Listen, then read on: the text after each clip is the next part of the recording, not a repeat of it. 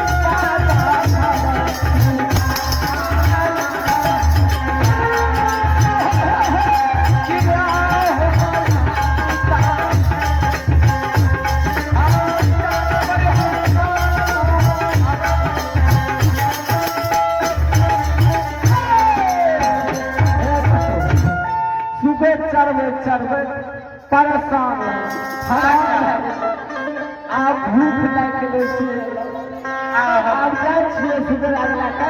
हाँ आता है हरिया करे की भूख तला के ले खेले फिर क्या पता सूजा गन बजा तोरा हाँ किलो आय बारा बारा मारा ने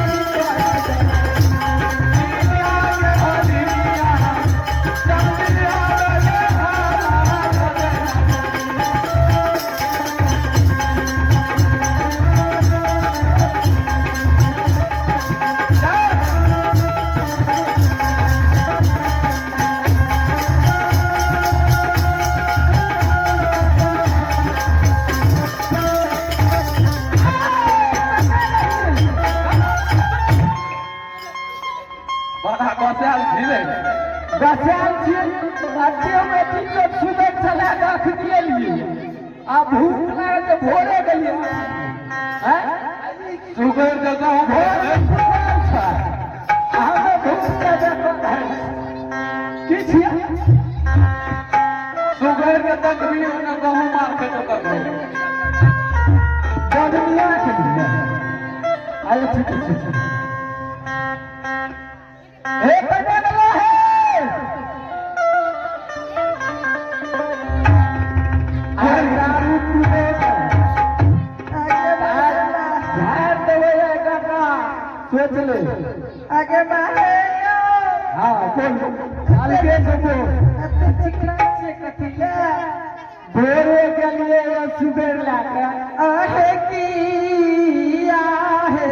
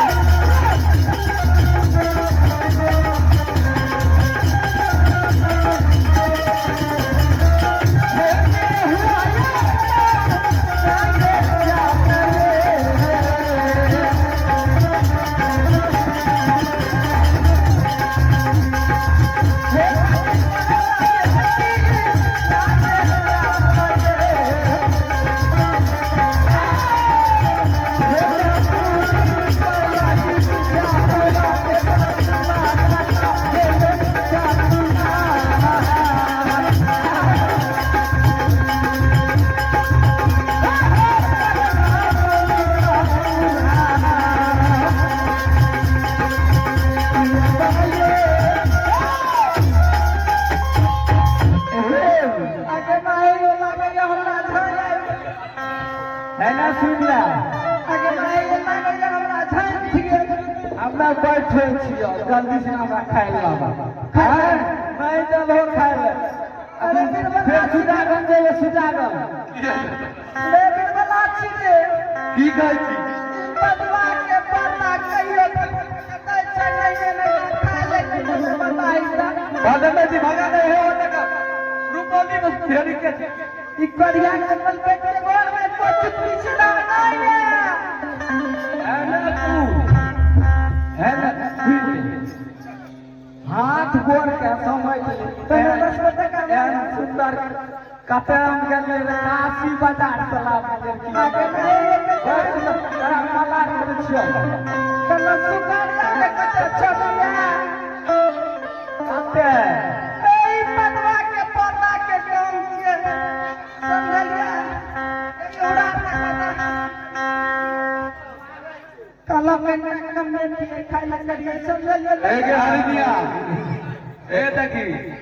लीलब यादव आर गेलई न हां हां बड़ा ही आरा मिल के मिस्त्री छियै हां लीलब यादव नाम छियै हां त काले की कहियो कहिए ओकरा की कभी कुछ तो कहिए पड़ता की काले चाय पिए छै ता में कुछ तो कही ए 10 टका लाबो ना 10 टका हां 10 टका में बाद में कते रहे हो बाद में सुगर चरबरिया आवे 10 टका जमा के कह के जल्दी खाए लला आ सुजागन बाजार जेबे देखो केना करे छै हे ये सब ना कभी हुआ है हे सती है हरिनिया है कल में घर में खाए नहीं बनेंगे समझल खाए नहीं बनेलो ना भूखले देबा पहले तो बाबा छोड़ा के बढ़िया के सारा रखो ठुठुनो कोई देते ना अन सुनियो ना तो लाठी के हुरो दे के ठुठने को ए यो मुल्कन को है हाय मुल्कन बाबा के की नाम छियै कप्पो पंजिया अन सुनियो ना ए एक बात सुनियो ना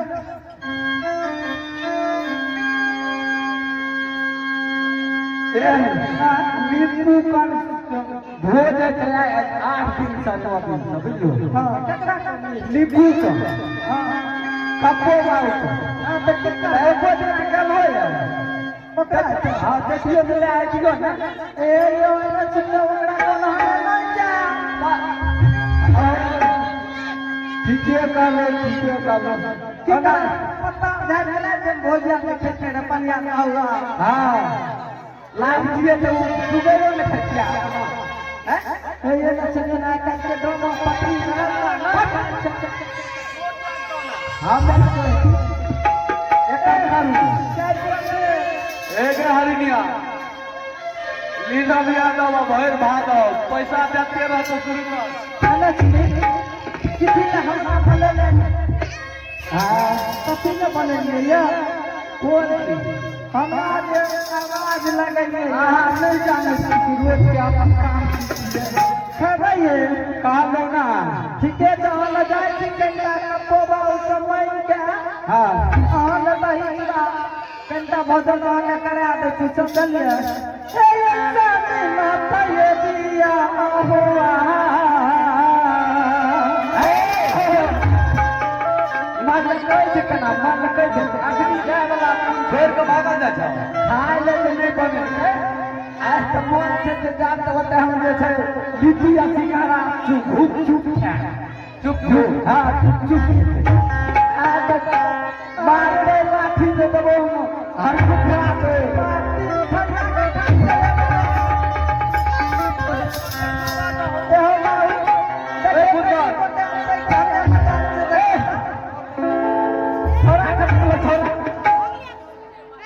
छोड़ा खत्म कर छोड़ा हां छोड़ा कौन में से चलिए खेले लगे नहीं छोड़ा के बोला नाम में तब न देबी हेलो से कते जे सुधा में नहीं देबी उमेश के छे उमेश मुलगा हाथी को कहा जा रहा आवाज को सुनते हुए अपना मंडली का साथ आकर के खाना खा ले उमेश मुलगा हाथी को कहा जा रहा ए हां पंडाल के साथ काला माने नहीं जा हल के ठीक है आगे कहै छियै ए कामिना तो छेट बेटार नजी बेटा छोट बेटा रंजीत का अस्तर घर में छेड़ के हमें नहीं जा हे कहते हमें नहीं जा तामस करे देवे आई जे कतो भाग जेते तब हम पकड़ा खोज ले गुड़वे ठंडा पकड़ा ऐसे कहते लिए भाग के भाग तू तो अपने मना करे तो पीछे जा अपना बेटा छोड़ के कना दे एना सुनिए ना हां मैं चिंता ठीक है हम मनवाई छी चलिया हां जे दारू पीने से मारबे यार नहीं छोड़ा के मैं मारबे तू बोला के मानो चल देबे दुनू ठीक है तो हम बेटा चढ़ाबो हम आ जल्दी बोलो आ जल्दी रे खबरिया बेटा अरे या पालो बे मामा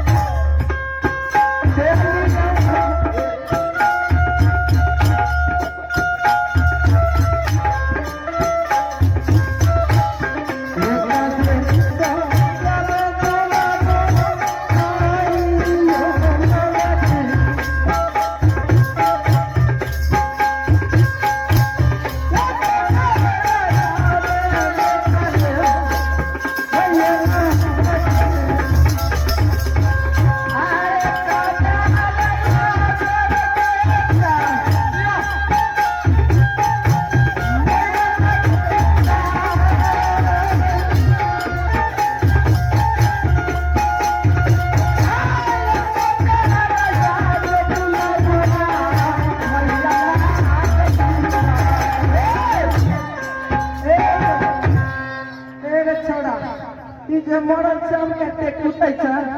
त चिल्ला करे कहियो हां आने गेलियो रे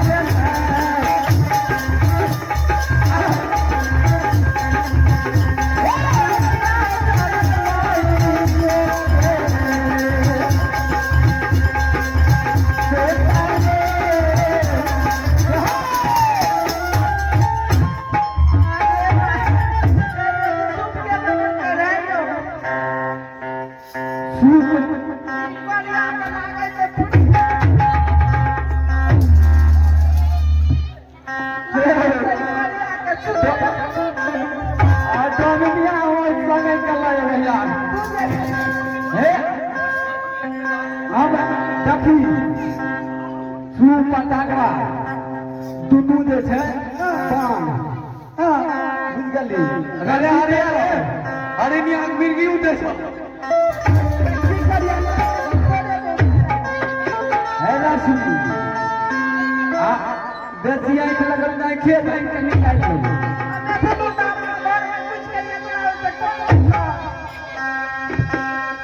एकरा एकरा के नजर कादर नहीं ललो रे की कहलिए कादर ललो रे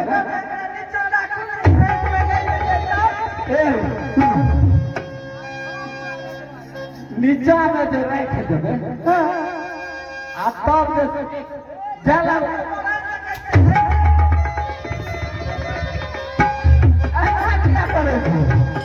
की कहलिए आब लागे छै हमरा दारू पिए लगे रे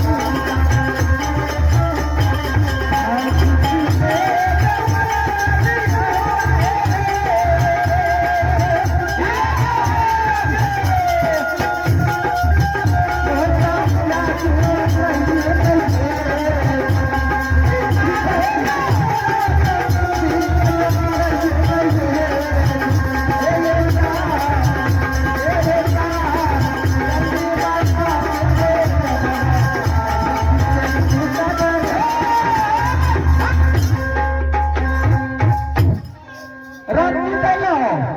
आगे जे छोड़ा खेले तो नहीं देला फिर बात छे जमरा एकटा सल्ला भयो छिप लो मारबे ना थोड़ा एते ठंडा रहो यार आँख भी देखलो यार लता के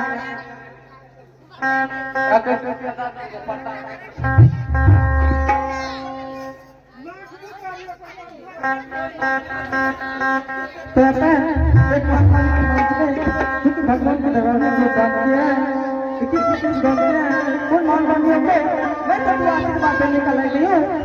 मैं इधर धर्मराज से मैं कहती हूँ जय मान बनी की जय जय मान बनी की समाज बनी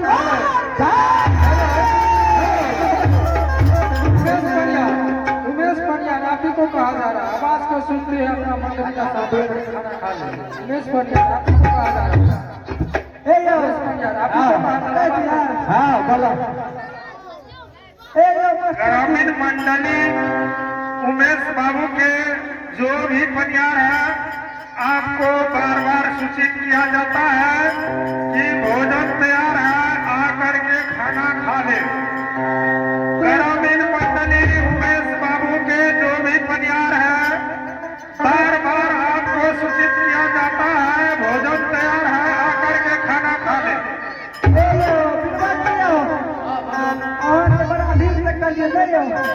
तुम बाबा के और कुछ कह सकते ना कह दियो हे अल्लाह के बाबा है निनुआ है लह का बाबा अल्लाह का बाबा है निनुआ है लह है नन्ना का बाबा है है नन्ना का बाबा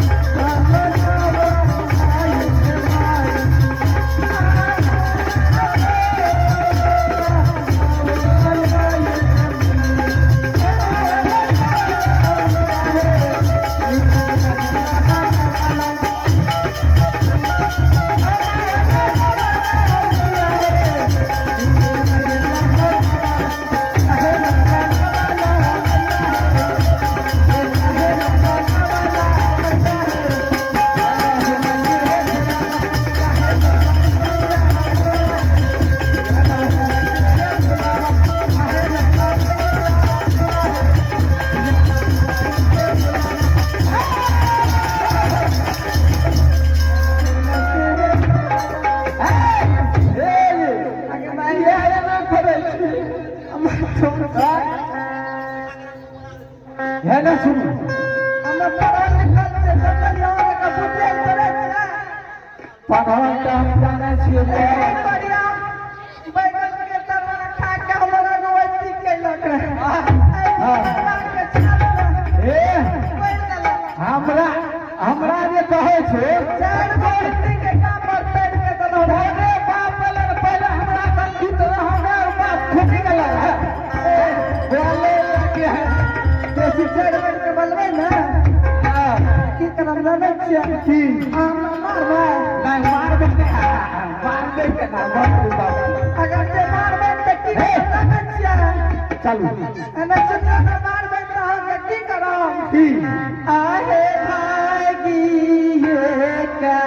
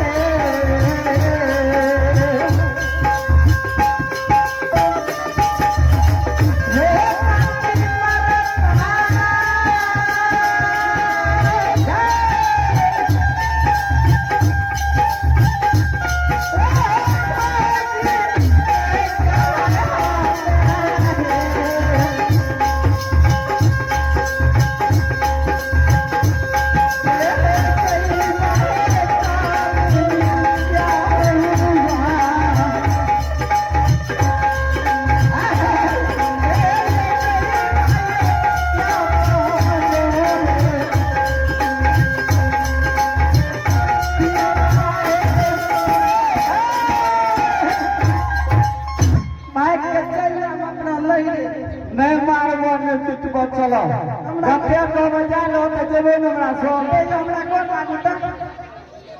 गोर हाथे लोग मत करा गोर लागे हमर इज्जत आदमी छै हमरा जे गोर लागबे त कोई बनता है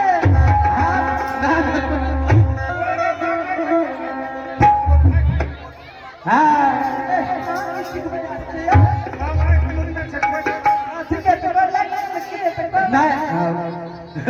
एना सुनो गोर लगे हां गोर लगे बेटा ठीक है तो जल्दी से लाग लियो ना आइए आप है इनाम के दौर में छोटू कुमार भदौल के निवासी, छोटू कुमार भदौल निवासी, जिनके तरफ से साधा के साथ 51 रुपए का पुरस्कार आए हैं। उन दानी को हमारे मां भगवती की ओर से लाखों लाख धन्यवाद और उनके और उनके समस्त परिवार के जय हो। दुनिया के लाल मैया झूला लगली कि मैया झूले लगली कि मैया वाले झूले लगली कमाई के लागली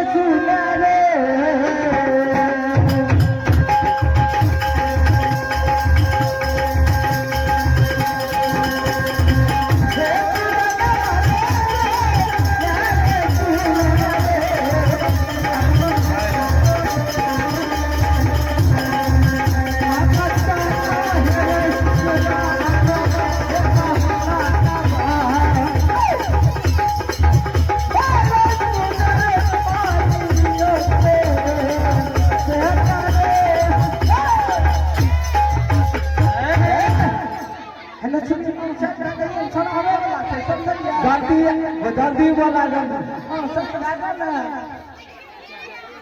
अरे कन्या गली आइए आप है इनाम के दौर में निक्कू कुमार का सुपुत्री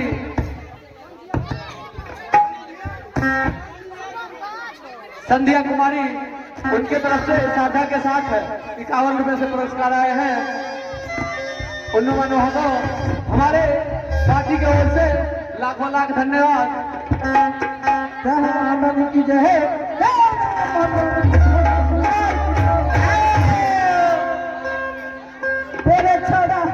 आगे मैं बोलता कि कहीं